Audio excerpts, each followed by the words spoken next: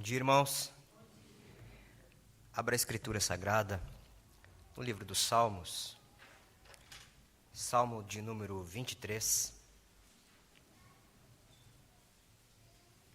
Certamente trata-se do salmo mais conhecido em toda a história. Ele é conhecido, inclusive, por aqueles que não têm a prática de estar na igreja, por pessoas que até mesmo se dizem sem religião, mas certamente essas pessoas já ouviram falar sobre este salmo. E é nele que pregaremos nesta manhã. Salmo de número 23, Salmo de Davi. O Senhor é o meu pastor. Diz assim a palavra do Senhor. O Senhor é o meu pastor, nada me faltará. Ele me faz repousar em pastos verdejantes. Leva-me para junto das águas de descanso. Refrigera-me a alma. Guia-me pelas veredas da justiça, por amor do seu nome. Ainda que eu ande pelo vale da sombra da morte, não temerei mal nenhum, porque tu estás comigo. O teu bordão e o teu cajado me consolam. Preparas-me uma mesa na presença dos meus adversários. Unges-me a cabeça com óleo, o meu cálice transborda. Bondade e misericórdia certamente me seguirão todos os dias da minha vida. E habitarei na casa do Senhor para todo sempre. O Senhor Deus Todo-Poderoso tem o seu povo escolhido por Ele mesmo. E nós sabemos que Ele escolheu o seu povo na pessoa do seu amado Filho, o nosso Senhor Jesus Cristo. E nós somos escolhidos pelo nosso Senhor, pelo nosso Deus, em Jesus Cristo, desde a fundação do mundo.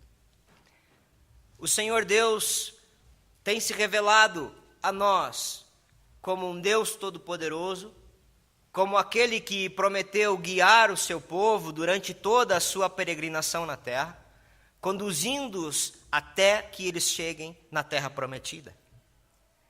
Nós sabemos que nós aguardamos o novo céu e a nova terra, e nós percebemos, olhando para as Escrituras Sagradas, a forma como o Senhor conduz o seu povo. Meus queridos irmãos, o momento que nos precederá é um momento muito importante na vida da igreja. Nós sabemos que o dono da igreja é o nosso Senhor e Salvador Jesus Cristo.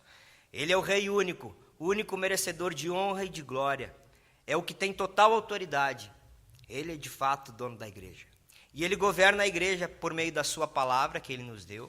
E Ele mesmo, segundo o apóstolo Paulo, tem dado à igreja ministros. E a igreja terá o importante privilégio de eleger algum dos seus oficiais nesta manhã. E não há nada de mais importante e de melhor do que olharmos para a Escritura Sagrada, procurando aprender como o Supremo Pastor cuida do seu povo, como ele cuida de nós de forma coletiva, mas também de forma individual. Neste salmo, escrito por Davi, rei de Israel, nós observamos a forma como Deus cuidou da vida dele, e nós observaremos o testemunho que ele mesmo dá deste processo de condução do Senhor para com a sua vida. É muito possível que Davi tenha escrito esse salmo já na condição de rei, olhando para trás e observando tudo aquilo que Deus fizera por ele. Então, no primeiro versículo, nós temos a seguinte expressão do rei Davi: o Senhor é o meu pastor, nada me faltará.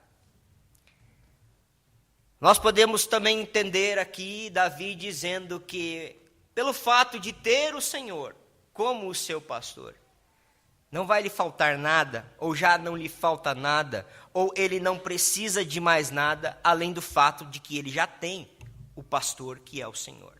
Por que que Davi está usando a figura do pastor? Porque ele sabia muito bem o que era ser um pastor. Neste momento, provavelmente ele era já rei de Israel. Ele já tinha subido ao trono depois de passar por circunstâncias muito adversas, muito difíceis, depois de passar por perseguições, depois de passar por desconfianças. e até mesmo por momentos que ele desespera-se da vida e pensa que vai morrer. Mas ele fora um pastor de ovelhas. Quando nós olhamos para o relato bíblico, em 1 e 2 Samuel, nós encontramos o fato de que ele foi um pastor. E ele sabia como que um pastor deveria cuidar das ovelhas. Ele sabia como ele mesmo havia se dedicado para cuidar das ovelhas do seu pai Jessé, tanto que ele relata isso diante do rei Saul, que vindo uma ursa ele a despedaçou, vindo o leão ele também fez assim. Ou seja, ele estava pronto a morrer pelo seu rebanho. Então ele sabia todo o cuidado e todo o carinho que um pastor tem para com o seu rebanho. E ele está dizendo agora, o Senhor é o meu pastor, nada me faltará. Ou seja, eu estou tranquilo, o Senhor vai suprir as minhas necessidades. Então ele começa a descrever esse suprir de necessidades do pastor. Verso 2 ele diz, ele me faz repousar em pastos verdejantes, leva-me para junto das águas de descanso. Nós podemos observar ele fazendo uma analogia aqui, perfeitamente, com aquilo que o pastor fazia com seu rebanho. Ele conduzia as suas ovelhas para repousar e em pastos verdes, onde a ovelha pudesse estar bem alimentada. Ele levava ela para junto das águas de descanso. Aqui nós podemos aprender duas coisas. Nós podemos linkar isto aqui, com certeza, com o fato de que no processo histórico, Deus, ele resgata o seu povo da escravidão do Egito e os conduz e os promete levar para uma terra prometida. Ele tira eles daquela opressão de Faraó e conduz eles por águas tranquilas. Ou seja, mesmo aquele bravo mar que se apresentou diante deles e que parecia impossível transponi-lo, passar por ele, o Senhor vai lá e abre aquele mar. Então as ovelhas do seu Senhor podem passar por ela. Nós também podemos entender que é o fato de águas de descanso, que são águas onde a ovelha pode refrescar-se, a ovelha pode beber, não são águas turvas, não são águas que podem trazer algum mal para aquele animalzinho que nós sabemos que parece ser tão indefeso e tão sem condição de estar reagindo à adversidade, pois assim é a ovelha. O verso 13 ele diz, refrigera a minha alma, guia-me pelas veredas da justiça, por amor do seu nome. Ainda nós podemos perceber uma conexão com o fato de que Deus sempre tira o seu povo, tira as suas ovelhas da opressão e os traz para um momento de refrigério. É possível compreender esse refrigera a minha alma aqui como uma ovelha já cansada, sem forças e sem ânimo. E esse refrigera aqui é um recondicionamento. O povo de Deus, quando estava oprimido no Egito, clamou a Deus. E depois de 400 anos o Senhor ouviu o seu clamor e os tirou com mão poderosa, derrotando o Faraó e todo o seu império e todo o seu exército. Ele sempre é capaz de refrigerar a nossa alma e vai nos guiar por veredas de justiça. Isto por causa da sua aliança, por causa do seu próprio nome, pois ele prometeu assim fazê-lo. Quando não tinha ninguém mais para jurar, ele jurou por ele mesmo, ele disse, eu serei contigo, eu vou te conduzir, eu vou te guiar, disse ele a Abraão. E assim ele tem feito com seu povo, durante todo o processo histórico. O verso 4, nós percebemos agora uma outra circunstância. A narrativa de uma possibilidade, ou seja, ele descreve todo esse processo de que o Senhor o guia por águas tranquilas, por pastos verdejantes, por momentos que ele precisa, para satisfazer-se, mas agora ele diz, ainda que eu ande pelo vale da sombra da morte, não temerei mal nenhum, porque tu estás comigo. Muda-se a forma de dirigir-se àquele que ele está entoando o salmo, está cantando este louvor. Ele estava dizendo, ele é o meu pastor. Agora ele diz, ainda que eu ande pelo vale da sombra da morte, tu estás comigo. A ideia aqui é uma ideia de proximidade. Ou seja, aquele pastor que estava conduzindo o rebanho, conduzindo para águas tranquilas, para pastos verdejantes, para pastos importantes onde ele poderia comer, sem ter preocupação com ervas daninhas, sem ter preocupação com ervas venenosas. Agora esse pastor, a intenção aqui é que ele não está mais na frente, mas ele está ao lado. Tu estás comigo. Ainda que eu ande pelo vale da sombra da morte, não temerei mal nenhum, porque tu estás comigo. Nós podemos observar e aqui olhar para a nossa vida e lembrar de momentos que já passamos, que poderemos considerar como o vale de sombra e de morte, e ter a certeza de que o Senhor estava conosco. A ideia aqui de Davi e do pastor que está com a ovelha no vale de sombra e da morte é no período onde o percurso é mais terrível, onde tem maiores ameaças, ou seja, quando está passando por cavernas onde pode haver lobos perigosos, onde pode haver um leão perigoso, o pastor deixa de estar na frente e está ao lado, escoltando. E ele diz: o teu bordão e o teu cajado me consolam. Este pastor que conduz a ovelha, que a escolta, está preparado para qualquer adversidade, para qualquer tipo de animal que possa tentar atingir o rebanho. Nós lemos em João capítulo 10, o Senhor Jesus dizendo que Ele é o bom pastor. E o bom pastor é aquele que dá a vida pelas suas ovelhas. Ele diz no capítulo 10 que o mercenário não é assim, ele vê chegar o perigo e foge. Mas não é assim com o verdadeiro pastor. O verdadeiro pastor está presente nos momentos mais difíceis da vida da sua ovelha. E aqui, aqueles que receberão o voto da amada igreja nessa manhã, já devem refletir sobre a sua importância e o seu ofício, sobre a sua grande responsabilidade, aprendendo com aquele que é o supremo pastor e bispo de nossas almas, o nosso Senhor Jesus Cristo. Precisamos estar com a igreja, tanto na frente como junto com ela, protegendo-a, conduzindo-a, sendo aquele que com um cajado e com um bordão, que traz consolo, traz segurança, ou como diria uma outra versão das Escrituras Sagradas, neste momento, nesta parte do verso 4, ele diz: o teu bordão e o teu cajado me protegem. Ou seja, aquelas ferramentas que ele tem, servem para conduzir o seu rebanho. Devemos ainda lembrar do nosso Senhor Jesus Cristo, que também se fez ovelha. Como o cordeiro morto foi levado ao matadouro. E ele se fez ovelha para que nós, ovelhas do Senhor, no momento que mais precisássemos, no vale de sombra e de morte, pudéssemos ter um pastor junto a nós. Pois Cristo Jesus, o nosso Senhor, ele foi a ovelha ferida e abandonada. Quando ele estava no vale da sombra e da morte, ele brada e clama ao seu pai, dizendo: Pai meu, Deus meu, por que me abandonastes?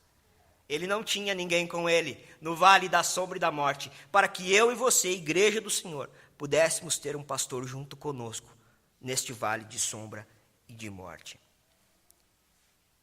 O verso 5, ele diz então: preparas-me uma mesa na presença dos meus adversários, unges-me a cabeça com óleo e o meu cálice transborda. Este pastor, além de conduzir o seu rebanho por águas tranquilas e pastos verdejantes, além de fazer-se com elas no momento de maior necessidade e perigo de não abandoná-las, agora ele chega a um momento culminante em que a figura aqui é a figura de um banquete, a figura de uma conquista, de um momento de celebrar. A figura aqui é dos inimigos presos, dominados, derrotados, e as ovelhas junto com o seu pastor, comemorando esse feito. É isso que representa o fato de haver óleo e de haver um cálice transbordando. Estes elementos eram utilizados em momentos oficiais, em momentos importantes na história de Israel. Havia óleo, havia o vinho para celebrar a vitória. E nós cremos que haverá um momento que estaremos com nosso Senhor, celebrando de uma vez por todas a vitória sobre todos os nossos inimigos. Um dia estaremos com nosso Senhor Jesus Cristo, mas Ele já tem feito esse despojamento dos nossos inimigos, Ele já tem exposto eles ao ridículo, como escreve o apóstolo Paulo na carta aos Colossenses capítulo 2, onde ele expôs publicamente ao ridículo, encravando na cruz aquela dívida que era contrária à nossa vida. Devemos já celebrar o fato de que os nossos inimigos não têm autoridade sobre a nossa vida, pois o Senhor Jesus é aquele que reina, Ele é o nosso pastor e nós não temos falta de mais nada. Toda a justiça que nos faltava, Ele nos dá. Toda a santidade que nós não tínhamos, Ele nos concede. E agora, quando estivermos no vale de sombra e de morte, Ele estará conosco. E um dia, quando estivermos na presença do trono de Deus, a nossa passagem está garantida. Eu me preocupo muito com aqueles que não creem no Senhor Jesus Cristo, pois essas pessoas passarão um dia pelo vale da sombra e da morte.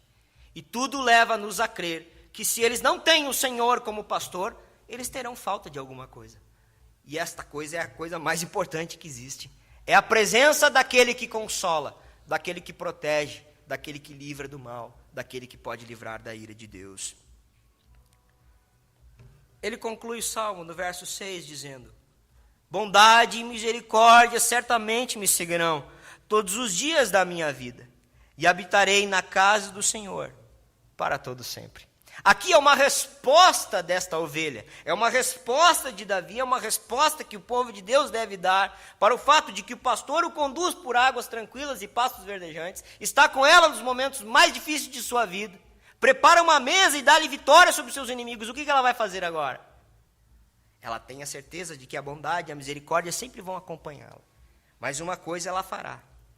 Ela tem certeza e todos os dias de sua vida, ela promete habitar na casa do Senhor para todo sempre. Aqui, irmãos, devemos compreender que devemos ser gratos a Deus pelo fato de que Ele tem cuidado de nós. E se Ele tem cuidado de nós, a nossa resposta deve ser de fidelidade ao Senhor.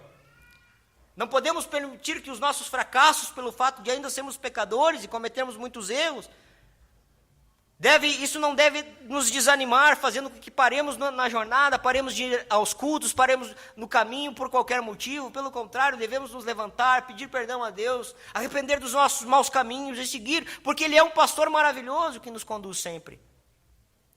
Devemos ter prazer em habitar na casa do Senhor, porque este é o nosso destino eterno. Aqui devemos olhar o céu. Nós habitaremos com o Senhor para todo sempre, onde o tempo não existirá mais, estaremos na eternidade com Deus, para sempre, para sempre, para sempre. Se eu não tenho prazer de estar na casa deste pastor que cuida de mim, que livra-me do mal, que despoja os meus inimigos, será que eu terei prazer de estar em uma eternidade no céu com Ele? Você precisa começar a medir a sua salvação pelo fato de se você tem ou não prazer nas coisas de Deus e na casa de Deus. Nós não podemos jamais negligenciar o fato de podermos nos reunir com os santos de Deus durante a nossa peregrinação. Esta deve ser uma resposta à altura de tudo aquilo que o Senhor Deus tem feito para conosco. Meus irmãos, eu encerro fazendo algumas breves aplicações para a igreja do Senhor, para aqueles que daqui a pouco irão depositar o seu voto e aqueles também que vão receber estes mesmos votos. Mas devemos entender e ter um contínuo reconhecimento, e aqui está a primeira, de que temos por nós o grande pastor e que não precisamos de coisa alguma além disto. A verdadeira maturidade espiritual cristã é quando estamos contentes com aquilo que o Senhor tem sido e tem nos dado. Se nós vivemos uma vida reclamando, nós precisamos rever algumas coisas. Nós precisamos ser mais gratos ao nosso Senhor. O ponto 2 de aplicação, devemos pensar que o nosso pastor sabe por onde nos conduzir. Por isso devemos descansar em sua plena sabedoria e nos alimentarmos das circunstâncias da vida que Ele nos dá. Nós dissemos no início que o Senhor mesmo elegeu o seu povo. E Ele não somente previu a história do seu povo, Ele decretou-a. Ou seja, todos os dias da nossa vida, tudo aquilo que acontece, seja de bom ou de mal, não foge ao nosso Senhor. Ele quis assim, e nós devemos glorificar o seu nome, e conforme a Escritura nos diz, dar graças por tudo. E neste fato de que os nossos dias estão escritos e determinados, como escreve o próprio Davi no Salmo 139, nós devemos descansar em Deus e ser gratos a Ele pelos momentos de maior dificuldade, inclusive. 3, devemos carregar conosco a certeza de que Ele está ao nosso lado, livrando-nos do mal. Ele nos fará triunfar sobre os nossos inimigos. Isto é uma certeza consoladora. Devemos dar uma resposta de gratidão ao nosso Deus todos os dias de nossa vida. Devemos ter prazer na rotina da casa de Deus, nos processos que ela nos traz, nas responsabilidades que devemos ter com ela. E agora, devemos crer que o Senhor governa a igreja e nos conduz em sabedoria nas decisões e nos votos que damos. Porém, precisamos achar em nossos candidatos as qualidades e um zelo de um verdadeiro pastor. Você quer ser assertivo no seu voto hoje? Olhe para o Salmo 23, olhe tudo aquilo que o Senhor sempre fez pelo seu povo. E você deve identificar se nessa pessoa essas qualidades já estão presentes ou se ele tem condição de desenvolvê-la. Porque é isso que se espera de um oficial da igreja: o cuidado, o zelo e a presença para com o rebanho da igreja. Sexta e última aplicação: aos futuros eleitos. Devemos lembrar-nos de nossa responsabilidade para com a Santa Igreja do nosso Senhor Jesus Cristo, não negligenciando em tempo algum as nossas obrigações para com os santos de Deus.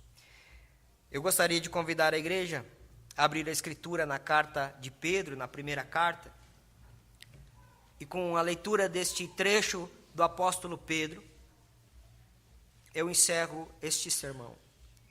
1 Pedro, capítulo 5, versículo 1 a 4. Eu farei a leitura.